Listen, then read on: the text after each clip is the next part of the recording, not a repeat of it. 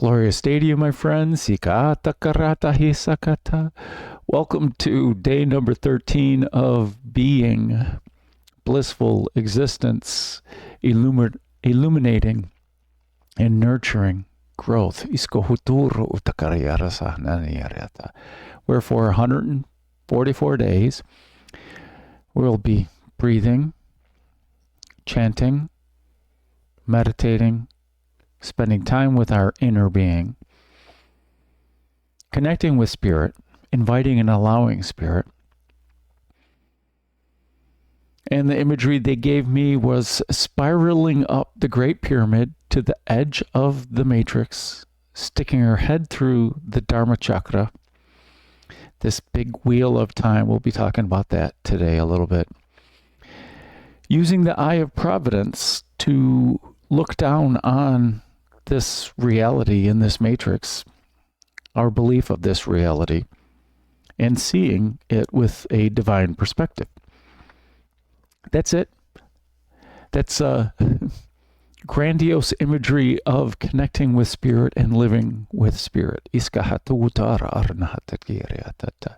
But part of our humanness is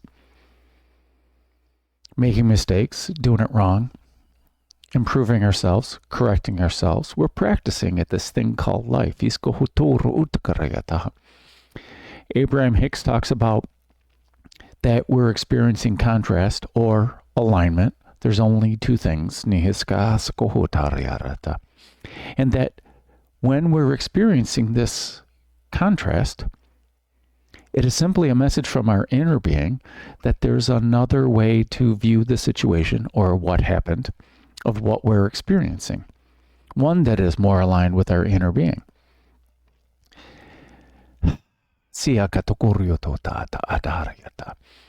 for the first 55 days, since we're spiraling up, we're using the Fibonacci sequence, the golden spiral. And 55 plus all the other smaller numbers add up to 144. 144 is 12 times 12. And we'll get to that in a moment. But we're spiraling up. The first 55 days, subtly working with unclasping, loosening our grip on our attachment to this physicality and all these things that we think are real and that we derive value from as we engage in spirit, as we invite and allow spirit to nourish our soul, to nourish our intelligence, to nourish our viewpoint, nourish our alignment.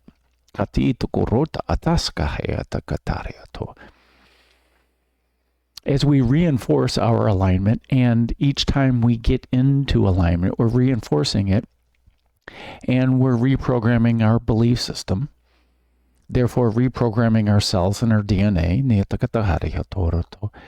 Abraham Hicks calls a belief system, they're just consistent thoughts. That's it. Consistent thoughts. Our consistent thoughts make up our belief systems. Sometimes it's what somebody else told us. Much of our belief systems are from what somebody else told us. So, in this 144 days, we're going to be chanting, and we're going to change the chant.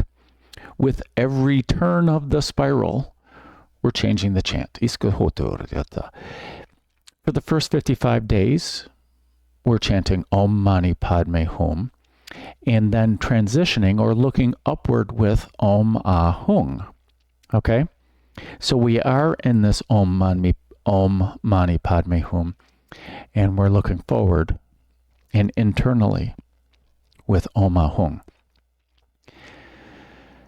And we're using the Mala of Joy and the Mala of Ascension, or the Mala of Ascension is 144. The Mala of Joy portion is 108. It's a normal mala. We're just breaking up the 108 seeds into 9 groups of 12, and the Ascension portion is just 3 additional groups of 12. Simple. And these 9 groups of 12 in the Mala of Joy represent one of the chakras in our Merkaba. 7 in our physical body, 2 in our auric field, which all has to deal with our identity, what we think we are, who we think we are, in this life and in all of our lives in our deepest aspect. And these other 3 chakras or ideas in the Mala of Ascension are a part of, one is all of ourselves, all of our lifetimes, but it's more connecting into this universal self, this Brahman Atman, Iskahatukuryu, this soul of the universe, this soul of creation. We are a part of it, but we are all of it. Iskahawatotoryuto. But these are just words. They're just ideas. Iskahawatokuryutoto. Try not to think of them as truth or falsehood. It's what we're going to talk about today. So, these 9 chakras in this Mala of Joy in our body, we start off with Vasundhara at the bottom of our Merkaba, our light body, our ascension vehicle, our chariot, Iskahatoturyoto. The Earth Star chakra, okay?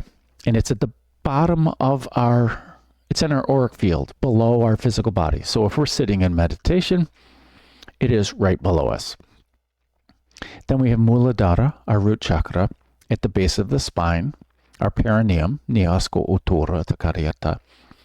Then moving up to Svadhisthana, where the self is established. Our idea of self starts there. And if we use the analogy of the path of the lotus, that in our root chakra, or down in Vasundhara, where the seed of our lotus is in Muladhara, okay? And when our roots grow down to enter into the muck and the mire, our roots are Vasundhara, reaching into Mother Earth. And the seed is Muladhara, and then it sprouts, and it comes upward, upward, upward to the surface of the pond, and then spreads its leaves and its flowers up in Sahasrara. That's the path of the lotus, our spiritual path. And our Kundalini wraps around this egg, or this seed, in Muladhara, the Shiva Lingam, and our Kundalini, when it awakens, starts to move upwards and reaches up at the top and blossoms and receives all the divine light, the divine wisdom, can see the divine workings of this universe, and can tap into the ultimate truth. Draw words. What is this ultimate truth? What is this divine wisdom? That's why we're doing this series. So each of us can relax, take some time for ourselves, so we can breathe, so we can utilize the tool, mantra, the tool of the mind, to connect in with the heart. Breathe. Sit still. Breathe. Chant. Meditate. Be. That's it. And we're going to do this for 144 days. And by slowing down our mind, by breathing, and then slowing down our mind, all the thoughts that we normally have about what we're going to do tonight, all the things we got to shop for, all the events on our calendar, and if we're a parent, where do we got to drive our kids, all those ideas, all those thoughts go away in our time with ourselves. And then our inner being. If you just experience calmness and not thinking of those things, huge win right there.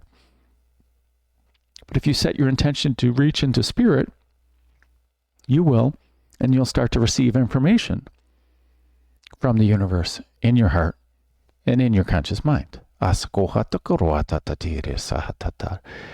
the idea behind this Vijnana Maya Kosha, from the throat, the third eye, and the crown, where we're reaching upwards from our heart into the universe, being open to it.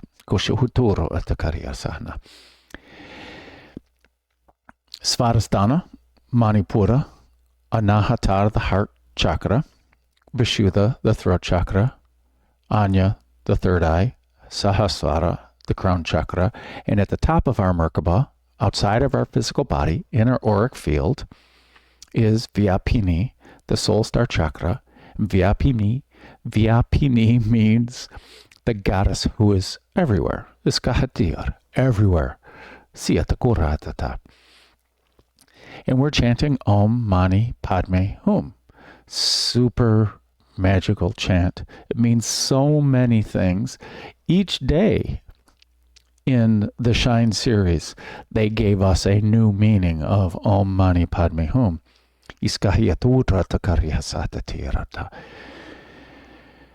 And then we switch up into, there's 3 more dimensions in a 12-dimension reality. It doesn't have to be 12. Your cosmology can be different.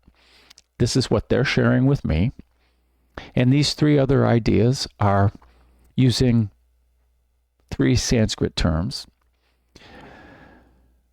Reta, righteousness, truth, wisdom, virtue, time, cosmic order. In English, I'm calling it divine order or divine timing, divine order. It's the way the universe works. It's the flow of the universe. It's this field of potential that's waiting to be excited. Then the next idea is vikara. Kara means change, and vikara is the higher form of change, more on the divine level. But it can also mean, because we do initiate the change. Every thought that we have, every word that we say, and every action that we take causes change. Creates ripples in the universe, the entire universe. That's what this whole idea of vikara is all about.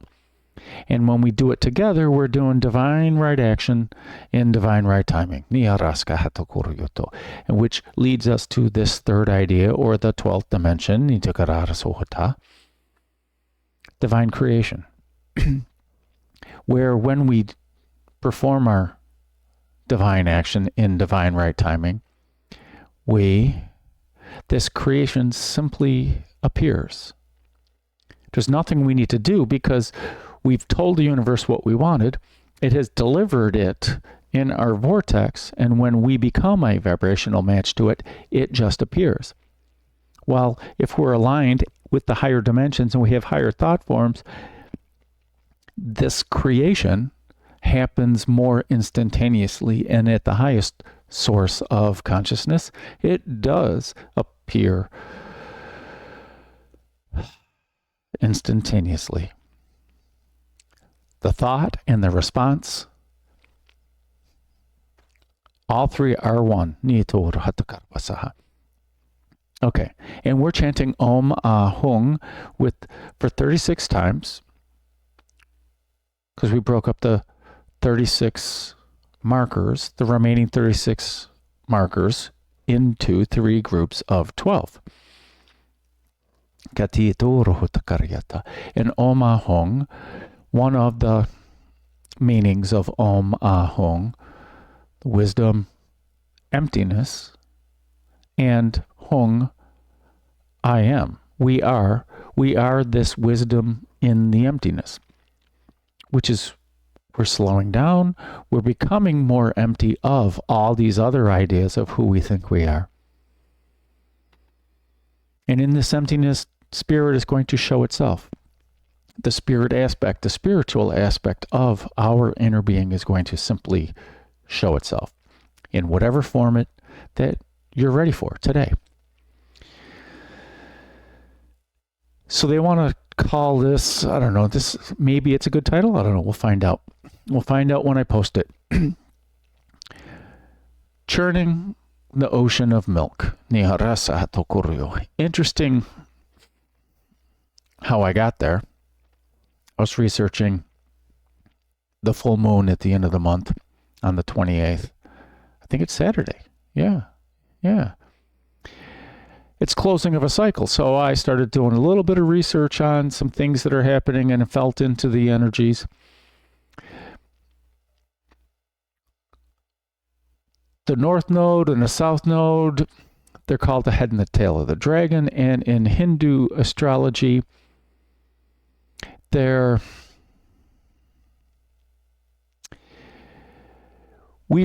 represents cycles.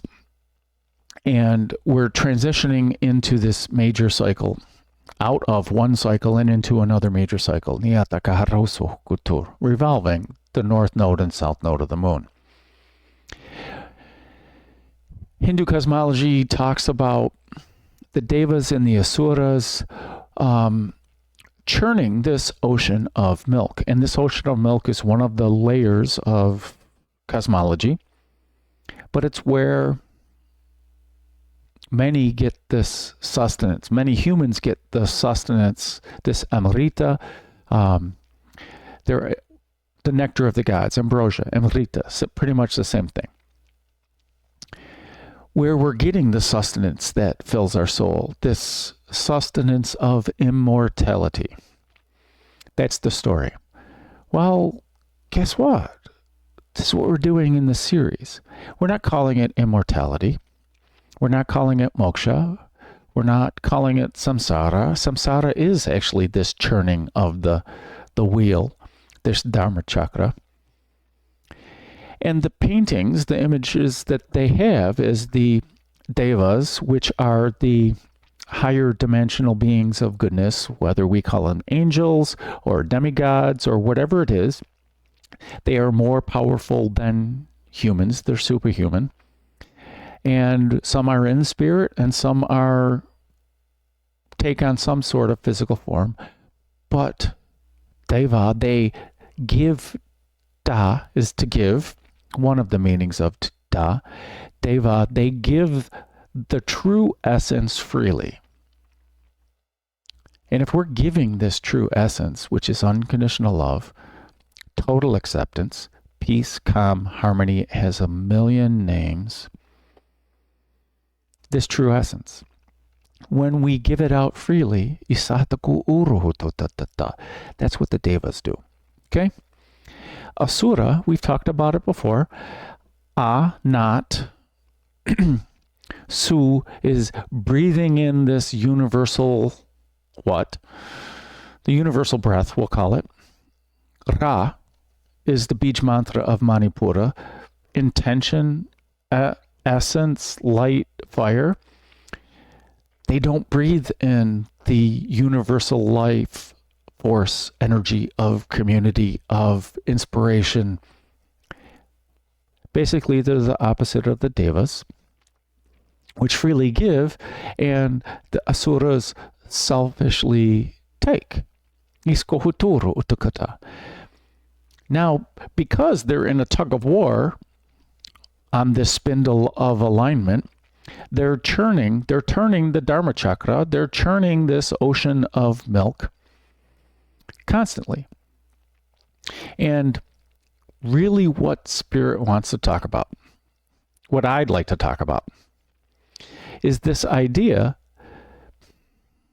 Some people, when they become awake, or some spiritual speakers, I won't necessarily call them teachers. It's up to you to decide whether they're a teacher, a guru, whether they're sharing wisdom, or whether they're sharing something that you just resonate with. Doesn't matter, just words. To me, I would like to define wisdom as anything that's going to help you get into alignment. Whether it's information, whether it's action, whether it's somebody's smile, if it helps you get into alignment, it's wisdom. Because your alignment is your joy, is your peace, is your harmony.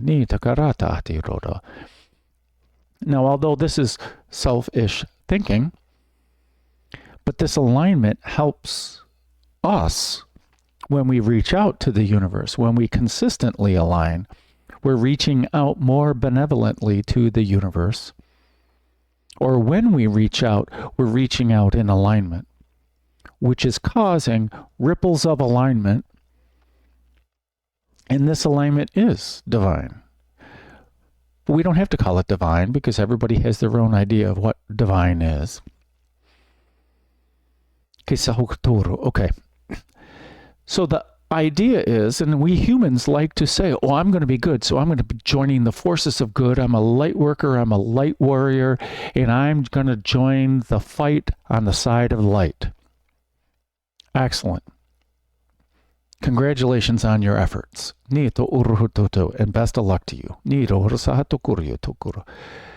Because it doesn't matter which side you choose, you're going to call your side the good side, and you're going to call the other side the bad side. They're the bad ones. They caused it all. They're going to do this. I'm fighting on this side because we are the right side. We are righteous. We are full of right. This is right and that is wrong. I'm not doing that. I'm doing this. This is right. Let's just breathe.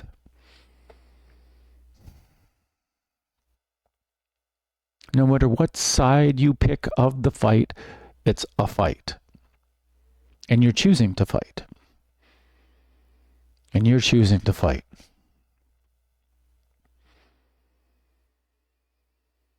And many have come and talked to me individually and say, I've experienced many lifetimes. I'm a warrior in every one of my lifetimes. I don't want to fight anymore.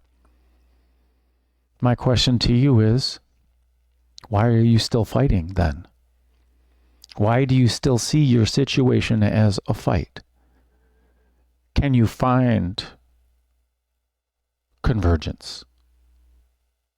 Can you think convergence? Can you speak convergence? Can you act convergence? Can you have convergence in your heart? And when somebody steps out of your plan for convergence, can you stay in your plan for convergence? Can you allow that other person to have their own viewpoint on their own path and wish them well, knowing that they are another you and they are making their own decisions and their angels and their guides and their God are fully supporting them, even though there's only one God? If we're going to use the G word, there's one consciousness, which takes the God aspect out of it. And our predefined and predetermined ideas of what God is.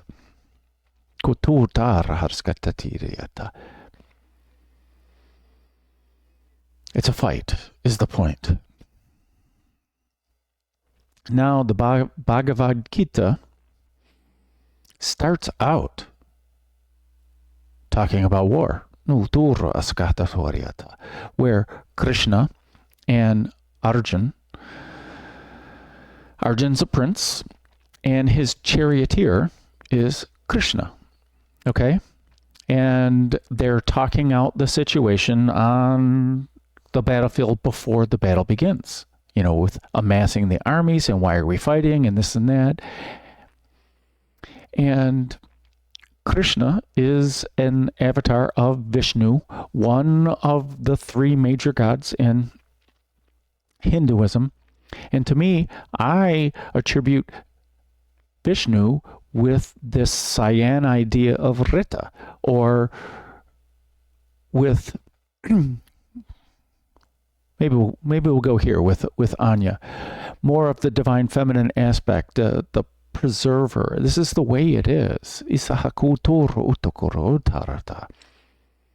And Krishna, as they were telling me earlier, that Krishna is Arjun's higher self at that point, giving him the wisdom, talking about the alignments. But the first chapter is all about war and the consequences of war. and the consequences of fighting.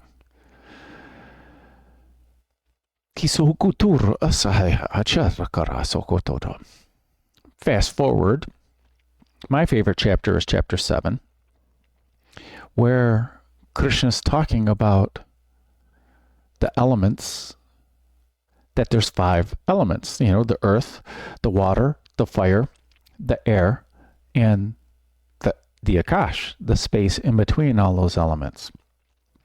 But they're all physical. And then Krishna explains, but he calls them all my elements. And although these are powerful and magical, they are inferior. Thank you.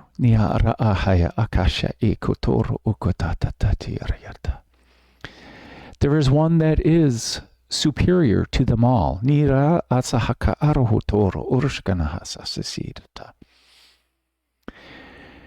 And one of the reasons I like to translate myself from the sutras, because it was originally written as Jiva Bhutan, and many people translate it into other things. Some people translate it to the Jiva Atman, which isn't wrong.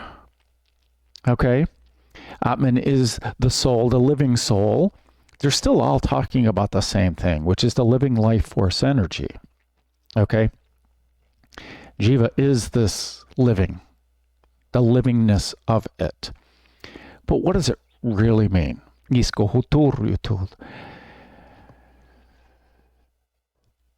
it really matter? We can call it the living life force energy. Sure. It's the energy of all of this physicality, but it's also the energy of the Supreme Consciousness, the Supreme Self. Everything about it. Because we can explain that this living life force energy inside the matrix is made up of all the churnings that everybody's doing. Every thought that you have contributes to the ripples of the churn of this ocean of milk. Every word that you say contributes to the ripples that contributes to the churning of this ocean of milk. Churning. Every action that you take causes ripples and contributes to the churning of this ocean of milk.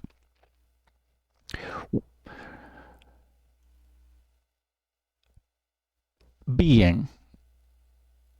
The B and the E can also be becoming empty. When we're calm, when we're tranquil, one of the goals of meditation, or one of the observations of meditation, is the more that we meditate. Yoga Sutra 1.2 is slowing down the mind and the modifications of the mind. Specifically, Nirodha, the modifications of the chitta, the mind, and not modifying. That's different than slowing down the mind, but still. When we observe and simply observe and don't attach any meaning to our observation, we're not modifying it. It is what it is, and we're still allowing it to be what it is. We don't have to decorate it. We don't have to say, well, it would look way prettier pink, that we don't need to put a bow on it or ornaments or hang lights on it or whatever it is. I like to think of it as a Christmas tree that we're decorating. The tree's beautiful all by itself without any ornaments. When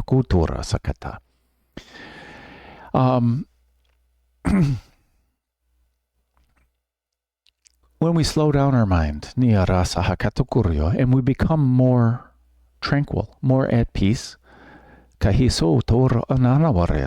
slow down our breath, we slow down our vibration.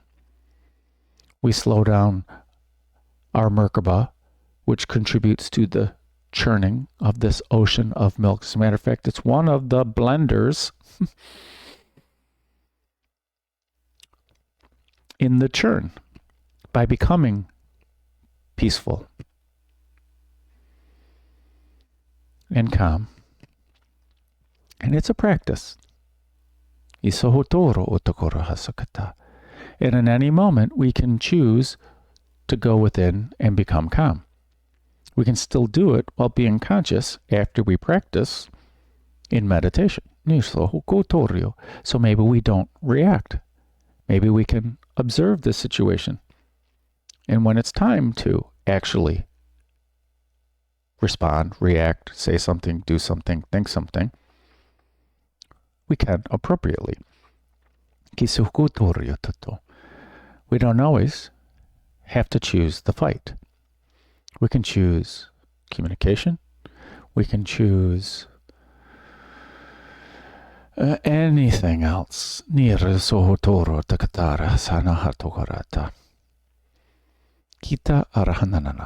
can come to me if we're in the 3D or whatever, and I'm doing something that's not along with what you planned on or whatever. Talk to me. Tap me on the shoulder. Hey, Will, I'd like to do this instead of that. Let's do this first. Totally cool. Totally cool. I can be an adult. I'd love for you to be an adult. Hopefully, if I'm a conscious being and I'm aware of the situation around me, yes, hopefully that I can deal with what's going on without making it my issue. This fight. Interestingly, in the Bhagavad Gita, the Gita, they talked about bringing everything together. And yeah, they did go to war. They analyzed why this thing built up the way it did, but they went to war. It's not like they went to war because it was the thing to do. It wasn't their first choice. There's many other aspects to the Gita besides chapter 7 or chapter 1. And each one has a name, and they're all, I love how it's organized, because it's organized in ascension order. And chapter 5 and 6 has to do with meditation and becoming calm. Interesting.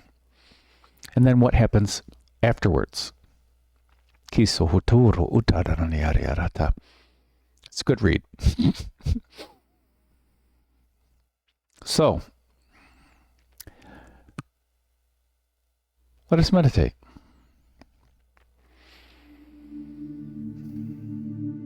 Let us ask our inner being.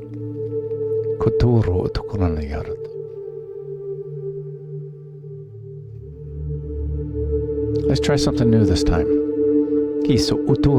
Or we'll do something earlier in the series. I invite you to relax. Whether you lie down, sit, or sit in seated meditation.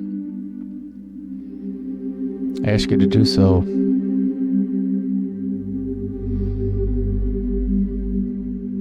with a straight spine so the energy flows more freely as we focus our awareness on our breath. As we slowly deepen our breath,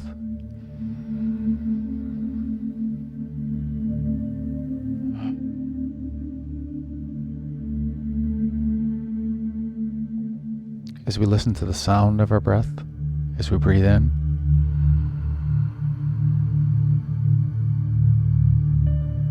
and we listen to the sound of our breath as we exhale. As we feel how it feels to breathe in.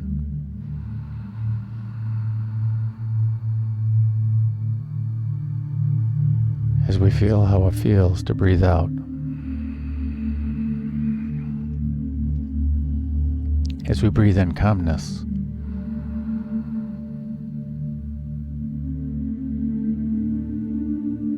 And as we breathe out everything else,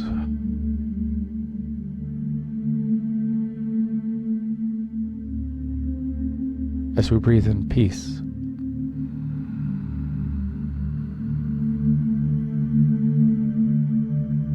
and breathe out everything else.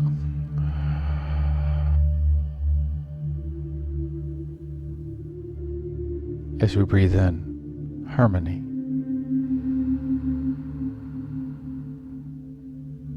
and we breathe out everything else.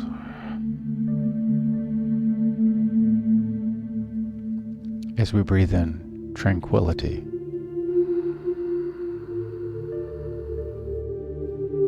and we breathe out everything else.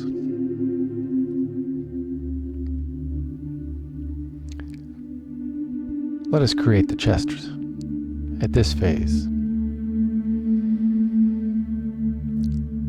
Let us create in our mind's eye, in our imagination, a chest. This chest is of your creation.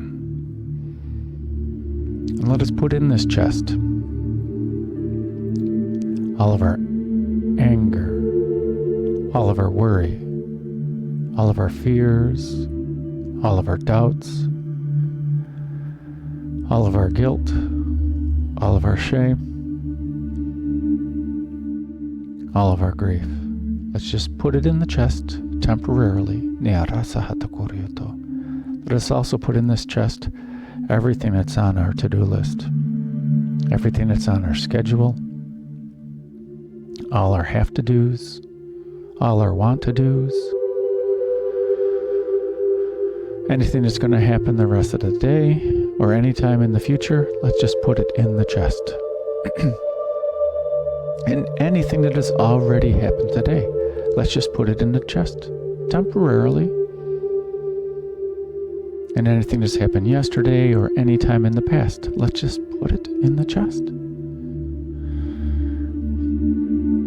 And let's ask our inner being to also put in this chest what it feels no longer serves, and also what might distract us from our time with our breath, from our time with the chant, and our time with the meditation.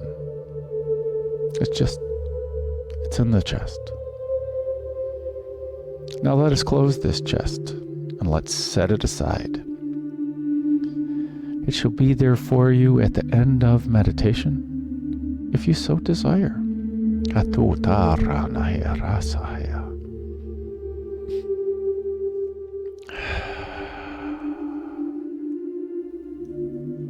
As we breathe in peace,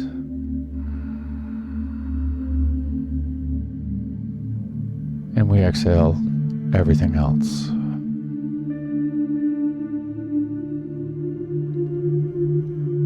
As we breathe in Shanti, peace.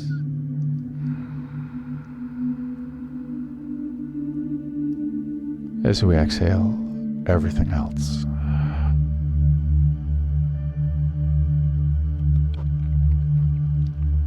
Now let us focus our awareness on our heart center. For in our heart center is the home of our holy fire. And our holy fire is the source of our bright light.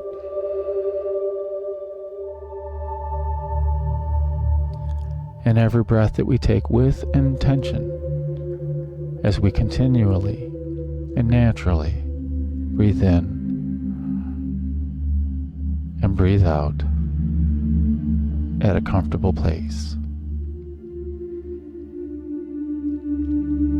And every breath that we take with intention fans the flames of our holy fire and increases our bright light.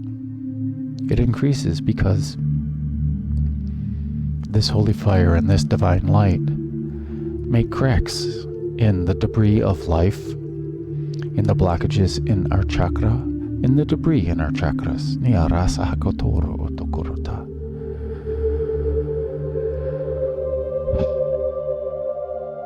And makes the cracks in our karmic imprints.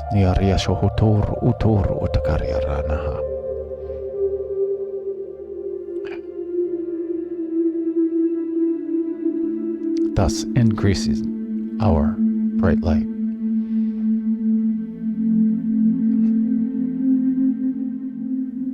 As we invite and allow the true divine light to flow in, through, and around us all, in every way, in everywhere, in every when. Sihaka atata hito tora hosanani ariata. In every way, in everywhere, and every when. Naturally, effortlessly, and completely. Now let us start the divine flow if we have not done so already. Let us take the energy from our heart center and move it up through the chakras, moving it up through Vishuddha, through Anya, Sahasrara, through Vyapini, and moving it up through the realms and moving it up through the dimensions, Nihikaturu Uttara Harsanahita, and to the edge of the matrix, Nihikatariatato, and entering into the highest source of consciousness through the ideas, through the chakras of Rita, divine order, Vikara, divine action, and Shrishti, divine creation, Tsiakotoro, or divine emanation, Kisukotoro Otara Aranhata Karyata. And in this highest source of consciousness, the home of the holy fire, there is no ego. There is only unconditional love. There is only total acceptance. There is no judgment. Where it always respects free will, and where the power is unlimited. And let us bring back more pure holy fire. Holy fire is always pure, because its name means that it is complete and divine. And let us bring back more pure holy fire through the ideas of Shrishti, Vikara, Rita, down into this matrix, down through the dimensions, through the realms, these ideas of separation, and coming through Vyapini, purifying it, through Sahasrara, purifying it, through Vishuddha, Anya, purifying it, through Vishuddha, purifying it, and back into Anahata, our heart center, purifying it. And let's ground this energy effectively, and moving it down through the lower chakras, through Manipura, purifying it, through Svadhisthana, purifying it, through Muladhara, purifying it, through Vasundhara, purifying it. And imagine growing roots down into Mother Earth, down, down, down, deep into the core of Gaia, wrapping these roots around the heart of Gaia, Pachamama, any name for this planet, this divine mother, Toro, wrapping these roots around the heart of Gaia, giving her a great big hug, and giving her heartfelt gratitude for hosting our awareness as it's being a human in this 3D reality. as she reminds us that we are not from this 3D realm. And bringing back her grounded love up to the root system, through Vasundhara, Muladhara, Svadhisthana, Manipura, and back into Anahata, our heart center.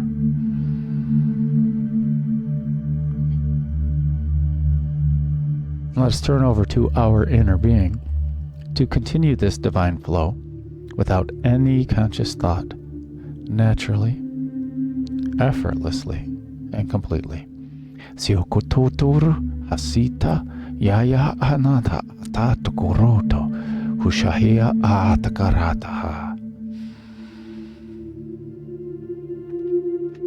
And on the out breath, with intention of our conscious mind and sankalpa from our inner being,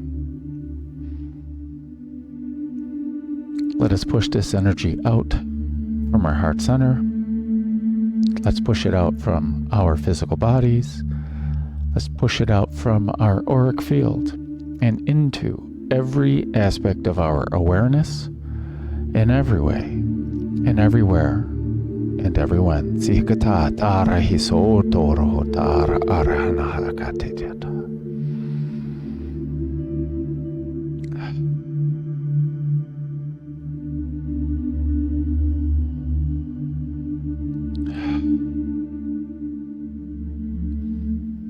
So the process for this, we will start off with one Aum, the primordial sound of the universe, which each of its sounds elongated.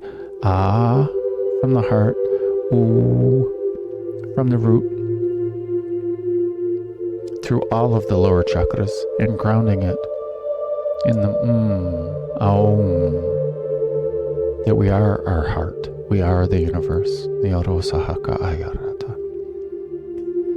And we will chant Om Mani Padme Hum 108 times, using the Mala of Joy. And the Koshi chime at the end will let us know when we're on the last one. And we will transition with one Aum. We'll take a few breaths, and then a gentle reminder that we switch the chant to Om Ah Hung. And we will transition into the Mala of Ascension with one I Ying, the divine feminine version of Aum. Simply aim the syllables and stretch them out. A, E in the crown, up in the upper realms. As we reach up into spirit.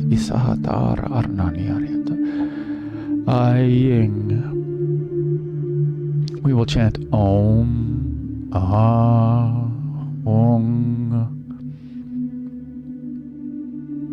36 times. Koshi chime at the end will let us know when we were on the last one. And we will close out with one Aing Niro Hosotorhata.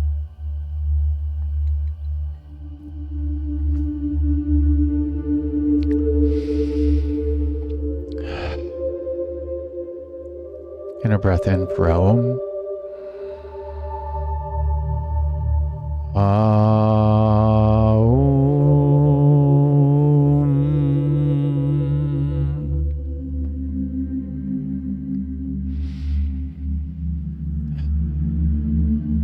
And a breath in to chant. Om Mani Padme Hum.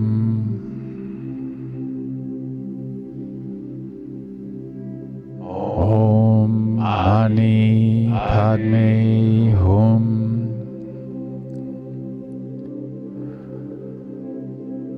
Om Mani Padme Hum.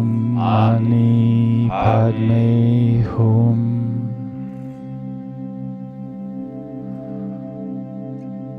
Om Mani Padme Hum.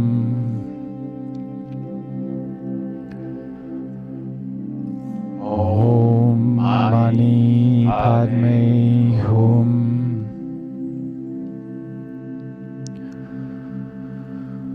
Om Mani Padme Hum.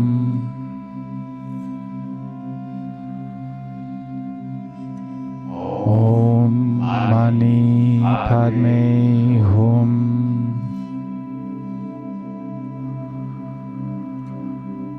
Om Mani Padme Hum.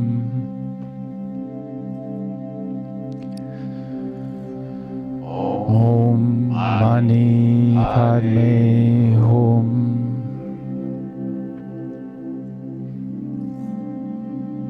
Om Mani Padme Hum.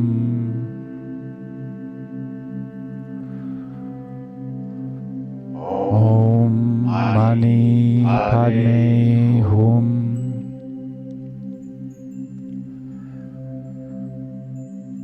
Om Mani Padme Hum.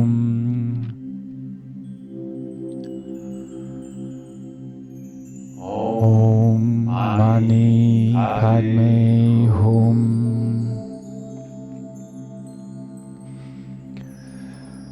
Om Mani Padme Hum.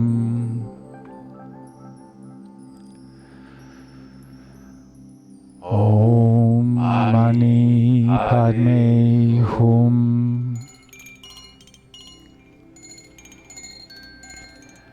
Om Mani Padme Hum.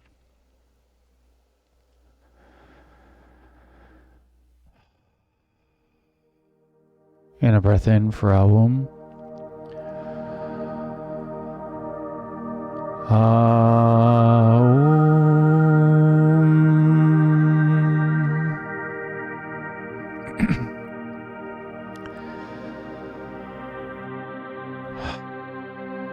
As we breathe in a few more times on our own,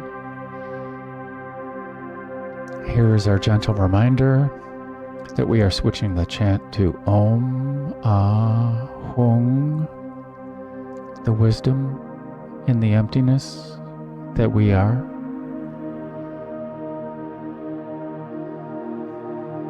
And in the links below, there's a link to one video where a guru, a monk, talks about Om Hung and the breakdown into the 6 syllables, which deal with the gods, the devas, humans, animals, asura, and the demons, aspects of each of the syllables.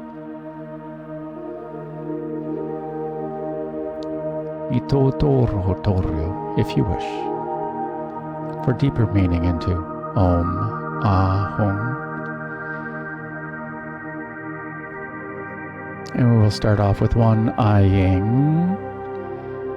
We will chant Om Hung 36 times, using the Ascension portion, the Guru bead portion of the Mala of Ascension.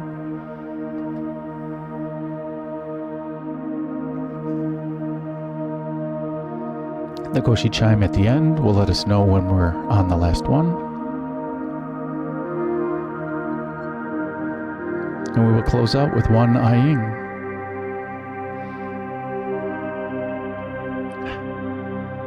And a breath in for Aying.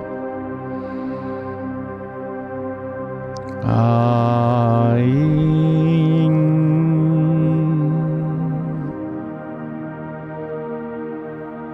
And a breath in to chant.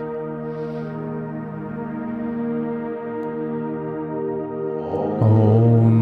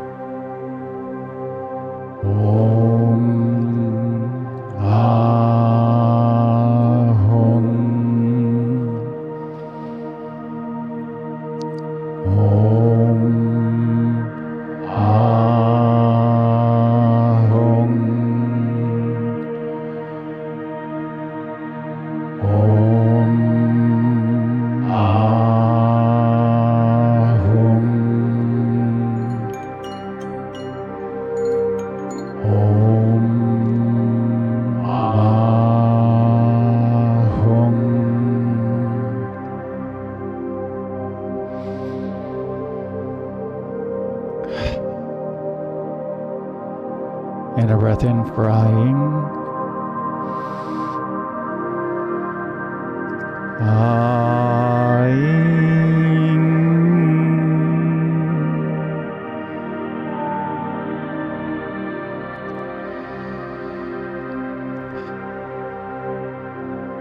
Stay here for as long as you like. Maybe even pause the video to spend more time in the energy.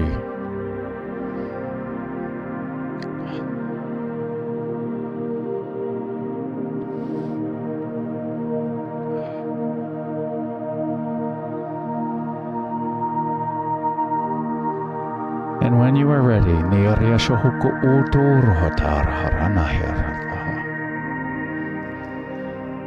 slowly Bring your awareness back to the here and now, to this present moment.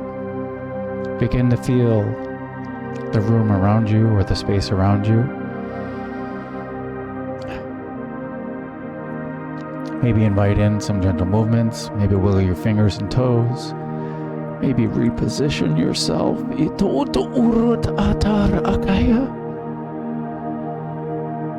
And when you are ready, slowly open your eyes and welcome in the new now.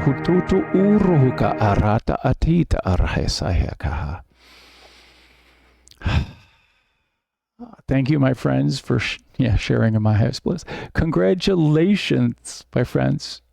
We have completed day number 13 of being blissful existence, illuminating and nurturing growth. I'm going to go back to supported malasana.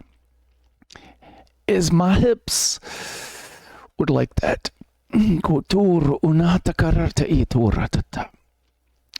Just share a quick few things. Again, Ati, it's good to see you and feel your energy. You are always welcome. Thank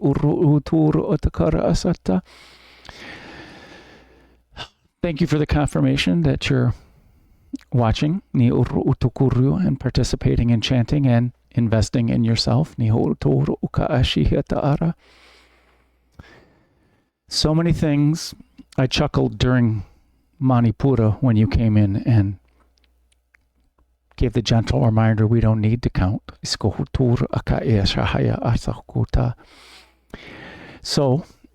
there's so much that they were sharing, but let me try to sum it up. First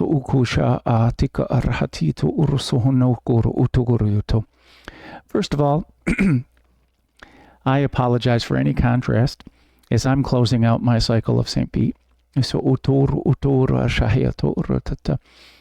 the invitation is for anybody who has my contact information in any way, shape, or form, or even if you're going to take your universal action and link and communicate. As I close up St. Pete, those of you who wish to contact me, the ball's in your court. The people who are already communicating with me are already establishing and know. And to the hub,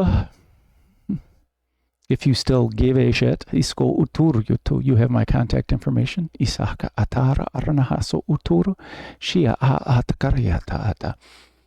And I apologize if I offered any contrast for your experience.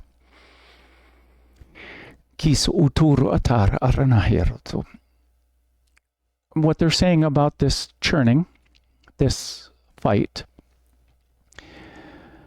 we don't have to see it as contrast. We don't have to see it as fight.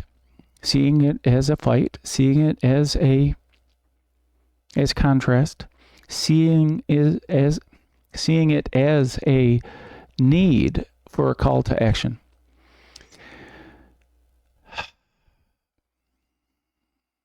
Yes, we're all human. And if you felt the need to act or say something to correct my behavior, I sincerely and humbly apologize. Every time we experience contrast is an invitation to look inwards as to what caused the desire for action, the desire to correct a wrong. It's also a part of this fight, the need to correct, the need to judge. It's okay, I judge myself all the time. It's totally okay if you're judging me, because it's a part of your experience, and I'm not making it a part of mine. But I will observe the contrast, and I will look within what caused it. On my part. But the invite from the universe is, can we simply see it as yin and yang?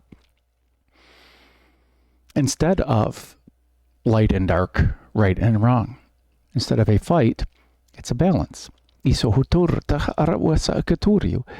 that we're creating this contrast in our interpretation of it is what it is.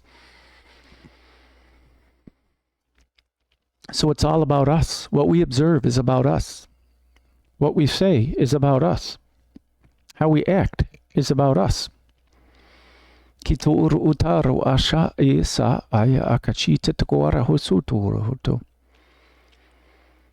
And we can continue to grab one side of this tug-of-war rope that's churning the spindle, which churning the ocean of milk. And we can be on one side or the other of the fight of the tug-of-war of the churning. Or we can be the spindle. We can be the axle. We can be in alignment. We can focus on the harmony of the yin and the yang. We can adopt the peace, the shanti.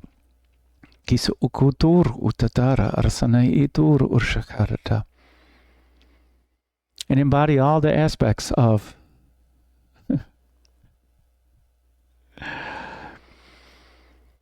whatever oath you take. Embody the principles of whatever you call, whatever we call, we. Our oaths and our repeating oaths, iso ukutoro, and prayers are a part of our vibration and how we act, how we choose to interact. And as we gently tune our vibration, as we gently tune our vibration and we reflect, that's the yin side, the moon side, the mirror.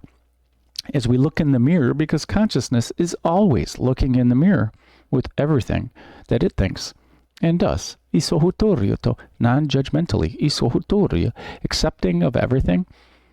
Oh, is that what that is?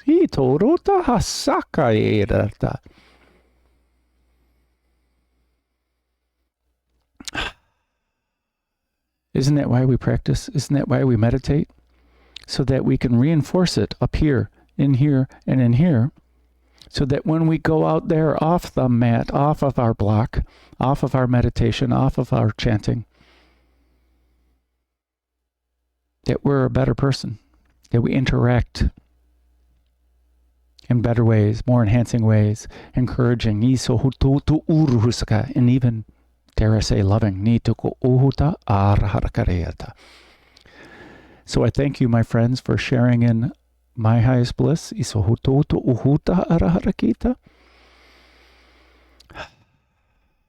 shine on with your inner being. And make it a great day. Because why would you leave it up to anyone else?